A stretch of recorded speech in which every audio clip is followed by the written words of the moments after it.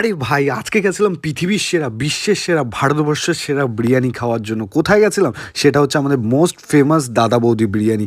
এতক্ষণ ওয়েট করে, প্রায় 1-2 ঘন্টা ওয়েট করে, এত লাইন দিয়ে তারপরে কিন্তু অ্যাট লাস্ট আমরা ঢুকতে পারলাম দাদা বৌদি বিরিয়ানিতে। কিন্তু কি, আমাদের দাদা বৌদি বিরিয়ানির প্রতি কিন্তু আলাদা একটা এক্সপেকটেশন আছে, কিন্তু আমার আজকে এক্সপেকটেশনটা এতটাই বাজে হবে আমি ভাবতে পারিনি যে দাদা বৌদি বিরিয়ানি খাওয়া খেতে এরকম টাইপের হবে। কারণ আমাদের সবার প্রিয় বলতে গেলে দাদা বৌদি বিরিয়ানি। অনেক দূর দূর থেকে খেতে আসে কিন্তু এই বিরিয়ানি, ভারতবর্ষে অনেক জায়গা থেকে কিন্তু খেতে এসছে এই বিরিয়ানি। আর এখন কিন্তু দাদা বৌদি বিরিয়ানির second floor, first floor, first ফ্লোরে কিন্তু আবার আলাদাভাবে বিরিয়ানি কাটা হয়। তো আমি দেখলাম এখানে বিরিয়ানি কাটা হচ্ছে, আর বিরিয়ানি কাটা হচ্ছে কিন্তু পুরো কলা পাতায়। ডাইনিং একদম রেস্টুরেন্ট প্রপার। যেই দাদা বৌদির পুরনো হোটেল ছিল সেই দাদা বৌদি এখন পাল্টে কিন্তু ফাইন ডাইনিং রেস্টুরেন্ট হয়ে গেছে, কিন্তু দামের দিক থেকেও কিন্তু অনেক বেশি হয়ে গেছে। মাটন